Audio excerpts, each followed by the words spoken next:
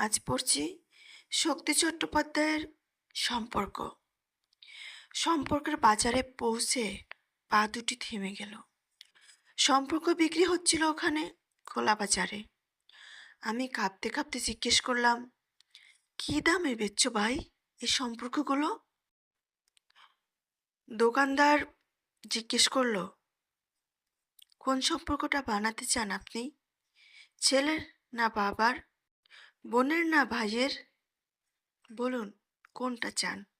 মানবতার না ভালোবাসার, মায়ের না বিশ্বাসের? বাবুজি কিছু তো বলুন, কোনটি নিতে চান? চুপচাপ দাঁড়িয়ে কেন? ঠিক ভেবে বলুন।